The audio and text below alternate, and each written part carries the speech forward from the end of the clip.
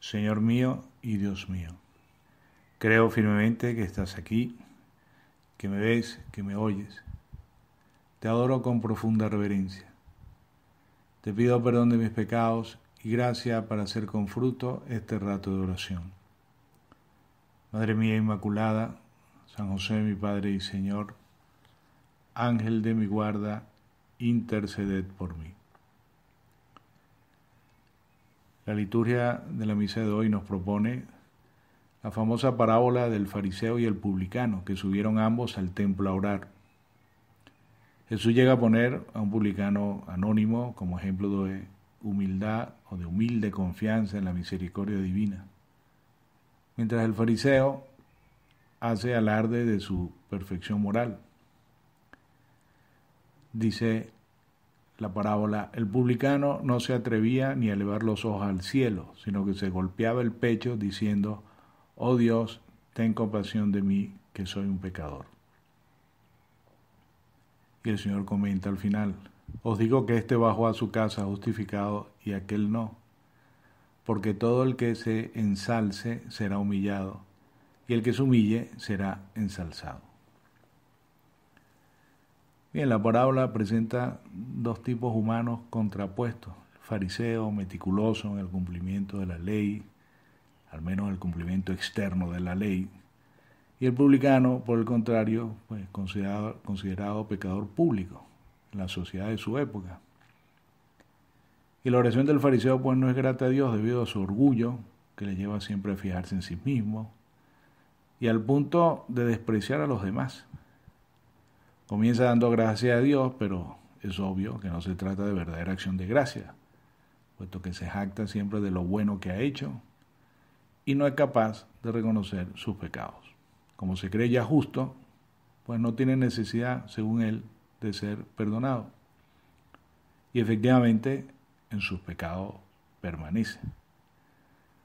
A él se puede aplicar también lo que dijo el Señor en otra ocasión a un grupo de fariseos. Si fueras ciegos no tendrías pecado, pero decís, vemos, por eso permanece vuestro pecado. Bien, el fariseo bajó del templo pues con sus propios pecados. Por el contrario, el publicano reconoce su indignidad y se arrepiente sinceramente.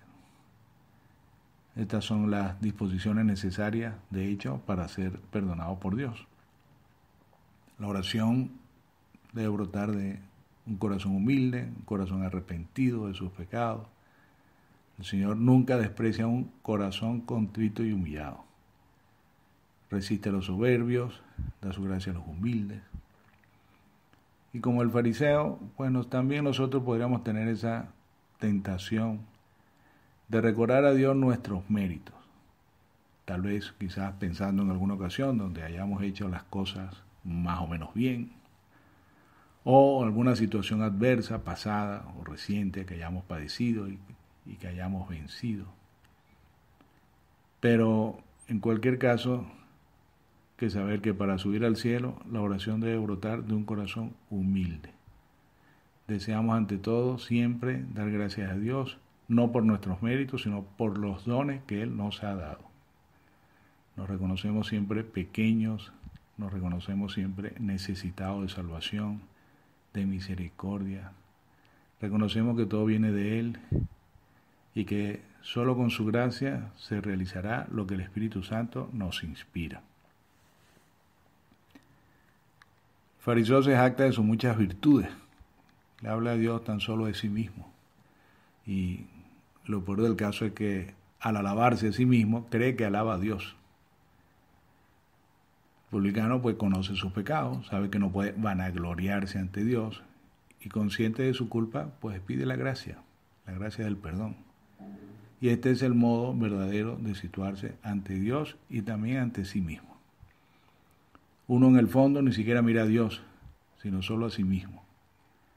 Realmente el fariseo no necesita de Dios porque lo hace todo bien por sí mismo. No hay ninguna relación entonces real con Dios, que a fin de cuentas parece como algo superfluo, ¿no? Basta con sus propias obras. Aquel hombre se justifica por sí solo. El otro, en cambio, se ve en relación con Dios, pone su mirada en Dios y con ello se le abre la mirada también a sí mismo.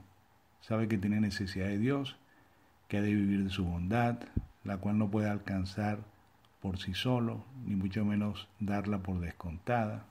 Sabe que necesita misericordia, como tú, como yo. Y así aprenderemos de la misericordia de Dios a ser nosotros mismos misericordiosos y por tanto semejantes a Dios. Ser agradecidos con el don de Dios. Siempre necesitaremos el don de la bondad, del perdón. Y también hay que aprender a transmitirlo a los demás. La gracia que implora aquel publicano nos tiene que servir de ejemplo porque nos capacita para hacer realmente el bien.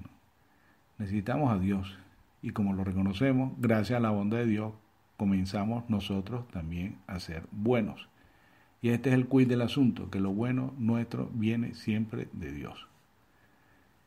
Y pensando en eso, pues nos liberamos de esa estrechez moralista y nos situamos en el contexto de una relación de amor, de la relación con Dios, que es la verdadera relación que tiene que marcar nuestra vida. Papa Francisco, comentando este pasaje, decía que el fariseo rezaba de pie, erguido, y usa muchas palabras. Su oración es una exhibición de sus propios méritos, con un sentido de superioridad ante los demás hombres, a los que califica, como decía él mismo, del publicano, como ladrones, injustos, adúlteros, señalando a aquel otro hombre. Y decía el Papa, precisamente aquí está el problema. Ese fariseo reza a Dios, pero en realidad se mira a sí mismo, reza a sí mismo. En lugar de tener ante sus ojos al Señor, tiene un espejo. Y encontrándose incluso en el templo, no siente la necesidad de postrarse ante la majestad de Dios. Está de pie, se siente seguro, casi como si fuese él el dueño del templo.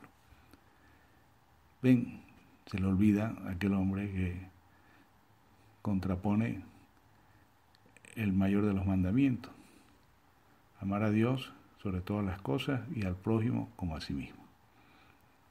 Y la oración del publicano es breve: oh Dios, ten compasión de mí, que soy un pecador.